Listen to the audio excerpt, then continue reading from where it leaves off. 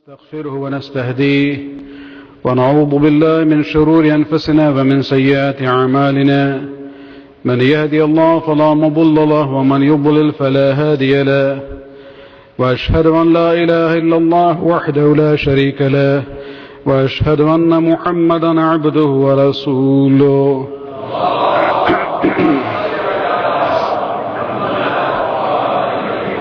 سيد المرسلين وخاتم النبيين ورحمة للعالمين وصلى الله على آله الطيبين الطاهرين الذين أذهب الله عنهم الرجس وطهرهم تطهيرا.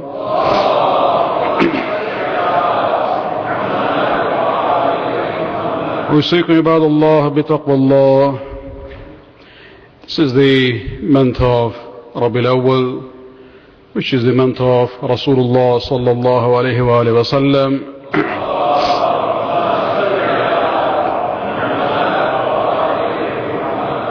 Keeping that in mind, we talked about the concept of unity among the Muslims last week in the second Khutba. We'd like to extend that in a different context, because we see that anti-Muslim forces, wherever they are, they find it's very easy to fan the fire of hatred and strife among the Muslims on sectarian grounds. And unfortunately, they get successful in many cases. And again, it's more, very unfortunate that we see some moderate Sunni scholars also are bought into that ideology. But what is, important for us is that if you look at the Shia world, there is no credible Shia leader who basically has been caught into this. They don't use inflammatory language even when they describe the killing and massacre of the Shias. They have restrained themselves, keeping in line with the teachings of the Ahlul Bayt. And, when we look at the issue of Shia killing, this is not only in Pakistan, it also has been happening in Iraq. From time to time it goes down, it starts again. Recently we again see the outbreak of, this unrest in Iraq. In year 2007, the Grand Ayatullah Sistani issued a statement which was read on his behalf in the first gathering of the Shia and Sunni scholars in the city of Najaf itself. And that statement has resurfaced again in the Mehr News agency of Iran, although the English translation is not fully accurate. But at least it gave the opportunity for that message of Ayatullah Sistani to be, reread again, and it gives us the, opportunity to reflect on the words of Ayatullah Sistani on this issue. Let me just, present to you some of the important parts where he says, and this was read on his behalf in that gathering in Najaf itself, but he says, أنا أحب الجميع والدين هو المحبة. Addressing the assembly of the Shia and Sunni scholars in Iraq at a time when there was, unrest in the country between the two groups. He says, I love all of you. والدين هو المحبة. Religion is nothing but love. And and these are not his own words. Actually, if you look at some of the sayings that we have from our Aimma, they describe religion as love. أعجب كيف استطاع الأعداء أن يفرق بين المذاهب الإسلامية. And he says, keeping this in mind, I'm surprised how the enemies have succeeded in creating division among the Islamic sects. لا بد للشيعة أن يدافع عن حقوق الاجتماعية والسياسية للسنة قبل أبناء السنة أنفسهم. This might be a radical statement, but think about it. He says the Shias should defend the socio-political rights of the Sunnis before even the Sunnis themselves stand for their defense. Because we are all one. It is the duty of the Shias that wherever they see the violation of the rights of the Sunnis, not wait for them to rise and cry, rather to stand up in their defense. إن خطابنا هو الدعوة إلى الوحدة. Our message basically is the call for unity.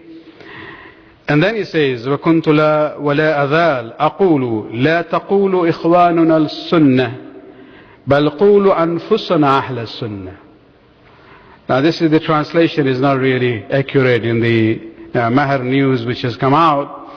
It says, in my message, which is the message of unity, it says, I have always said, do not say our Sunni brethren. Don't use the word ikhwan. Rather say Sunnis are ourselves. They are us and we are them. Do not discriminate. وَنَحْنُ لَا نُفَرِّقُ. And we do not discriminate between Arabiyyun wa Kurdiyyun, keeping the Iraqi context in mind, between the Arabs or the Kurds, because Islam is the one which gathers all together. And then referring to what happened during the days of Saddam, he says, وَالْمَقَابِلَ الْجَمَاعِيَّةِ طَالَتِ السُنَّةِ كَمَا طَالَتِ الشِّيعَةِ. Talking about the mass graves which were discovered after the downfall of Saddam, he says, the mass graves didn't only have Shias in there or only Sunnis. Both communities were suffering under Saddam. He says the mass graves has drawn out the Shias and the Sunnis alike. And I am with all when they demand their rights. And earlier he had mentioned especially about that gathering in Najaf. He says, these gatherings and meetings are important and useful. And through them, we will come to know that there are no major issues between us. We have differences, ikhtilafat, but we can still live with one another. And the points of variance in fiqhi matters are to be found even among the followers of one sect. And we are united as far as the Kaaba is concerned, the Salat is concerned, the Sawm is concerned. We are all one on the same page. And so it's an important, message that he's giving out, keeping the situation in the Muslim world at the moment, that, it is important for leaders on the both sides to realize we are not talking about unification of the mawahib. That's impossible. We are talking about having this respect for one another. Respect for one another as one another. He says, do not even say brother. Say we are all one. And if there is an issue of violation of rights of one, the other should stand out before the one who has been violated, asks for his or her own right. Salawat.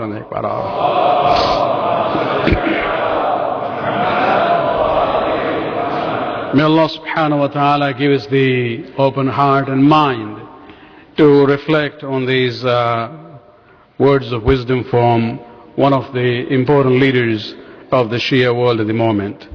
In أحسن الحديث كتاب الله العزيز بسم الله الرحمن الرحيم والعصر إن الإنسان لفي خسر إلا الذين آمنوا وعملوا الصالحات وتواصوا بالحق وتواصوا بالصبر.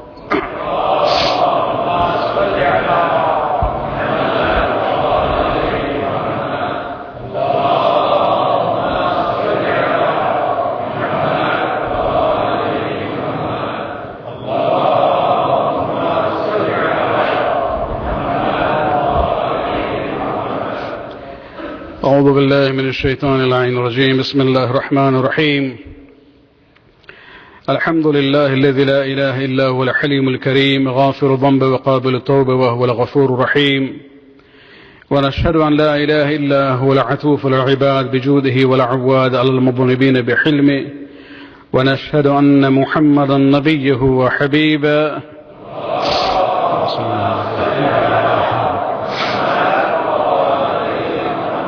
سيد المرسلين والشفيع المذنبين ورحمة للعالمين صلى الله عليه وآله الداعين إلى سبيل الله بالحكمة والموعظة الحسنة قادة الأمم وأولياء النعمة ومعدن الرحمة عسوكم عباد الله بالتوبة ما صلف من ذنوبكم. The statement issued by Ayatullah Sistani in 2007.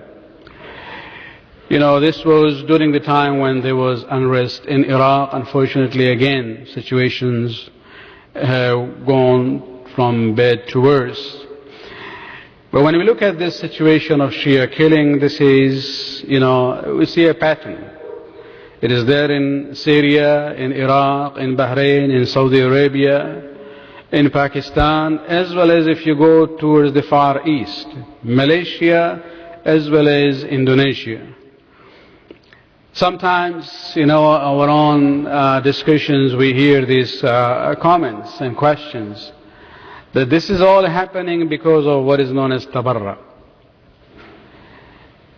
Maybe Tabarra plays a small role in this, but we cannot put it down at the door of Tabarra. Issues are much broader than that. When you look at the issues, similar situation in Iraq or Malaysia or Indonesia, there is no Tabarra there. If we look at sometimes the scenario in Pakistan is used as an example. No. You see, we cannot forget one other element in the Muslim world, who are known as the Salafis or the Wahabis. Especially when they see the growth of new Shia communities in different parts of the world, they don't like it. Even recently when I was in Tanzania, where these issues were not, common. You don't hear about Wahhabi propaganda against Shia saying kafir.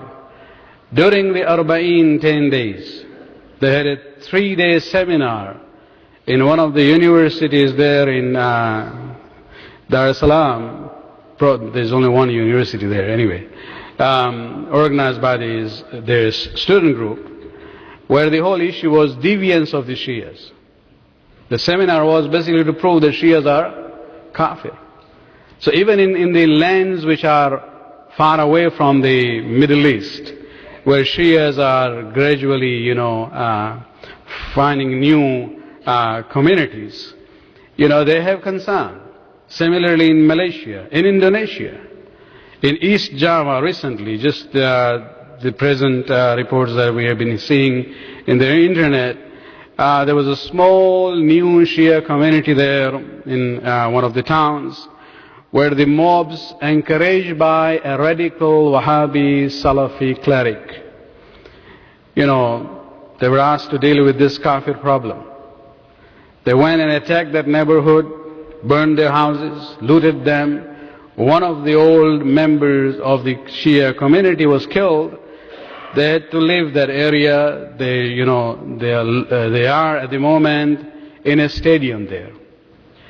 The police and the local officials have been instructed by the federal government of Indonesia to take care of this problem, to protect the minorities there, but they are afraid because of the influence of the radical group in that region. And so, it's not always the issue of Tabarra. This is the issue of, Salafi and Wahhabi mentality also. But this is where I come back to the statement of Ayatullah Sistani.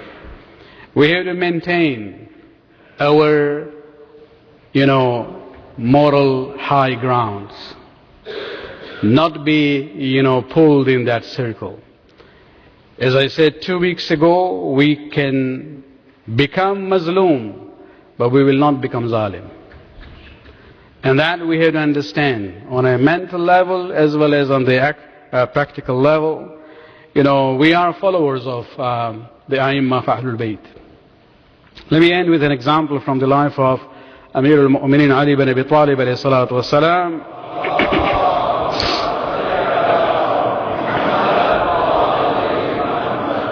Ali alayhi salam had to deal with 3, situations. Jamal, Siffin, Naharwan. Naharwan was the end of this process started by Khawarij. Khawarij are those who actually officially started using, na'uzubillah, the term kafir for our Imam. And you can realize the level of hatred that they had towards Ali. But how did Amir al-Mu'mineen deal with them before the issue of Naharawan took place? And this is between Siffin and Naharawan. We have narrations that in the city of Kufa, Amir al-Mu'mineen would be giving his khutbah in Juma or leading prayers. They would be, sitting there shouting slogans against him. Not only that, when he led the namaz, they would not pray behind him. In the same masjid, they will have a separate namaz jamaat for themselves. Just think about it. Can we tolerate that? But Amir al-Mu'mineen said, leave them alone. And he says to them, لَكُمْ عِنْدَنَا ثَلَاثَ خِصَالٍ. There are three things that we have between us. Number one, لَا نَمْنُعُكُمْ مَسَاجِدَ اللَّهِ. We will not prevent you from the masajid to come in and pray. Number two, وَلَا نَمْنُعُكُمْ الْفَيْءِ مَا كَانَتْ أَيْدِيكُمْ مَا عَيْدِينَ. As long as you do not become violent towards us, you may have your slogans against us, say things against us, but as long as you do not, raise your swords against us, we will still include you in the Baytul Mal, in the distribution of Baytul Mal. And number three, if it reaches to a point where you start a rebellion, form an armed group to fight against us, لا نبدؤكم بحرب. We will not initiate hostilities until you start. That is the standard that Amir al-Mu'mineen, exercised and practiced, and that is what we have to keep in our minds. He is dealing with those who are enemies, who don't like him. And that is, to be a Shia is not a simple thing. It comes with its own challenges. Sometimes we might not, be able to reach to that point. But this is the standard that Ali and the children of Ali have presented for us. May Allah subhanahu wa ta'ala, give us the tawfiq to be among the true followers of Ali and Ali alayhim salatu wassalam.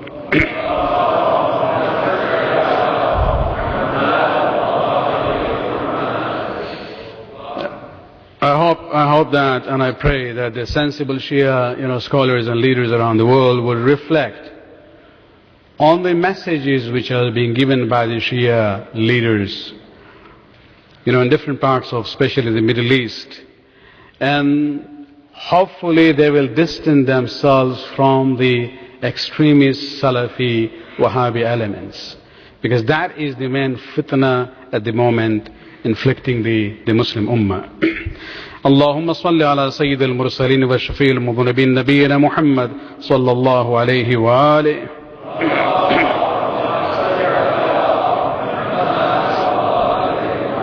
وعلى إمام المتقين وأمير المؤمنين علي بن أبي طالب صلوات الله عليه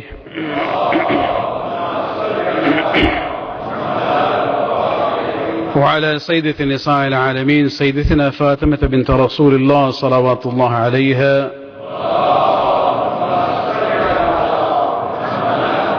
وعلى سيد الشباب أهل الجنة الحسن المجتبى والحسين الشهيد بكربلاء عليهم الصلاة والسلام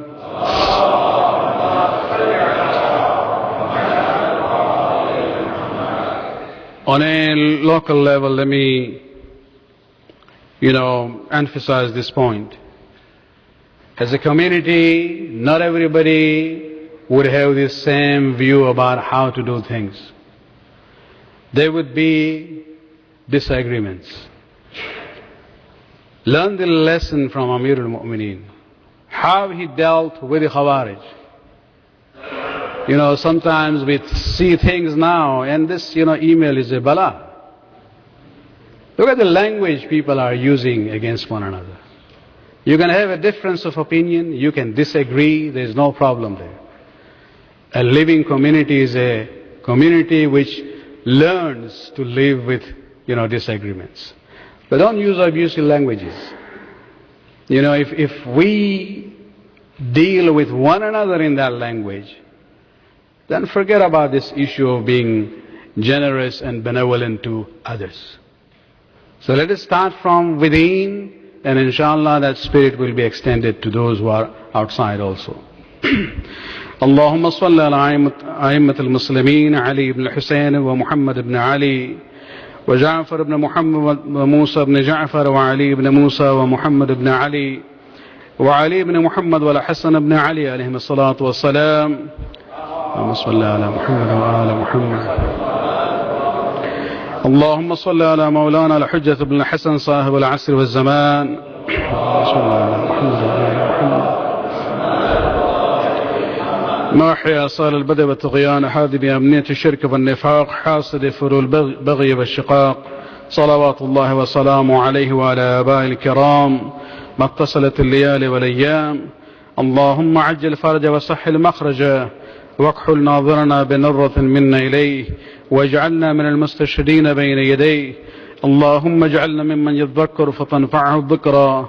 إن الله يأمر بالعدل والإحسان وإيتاء ذي القربى وينهى عن الفحشاء والمنكر والبغي يعظكم لعلكم تذكرون.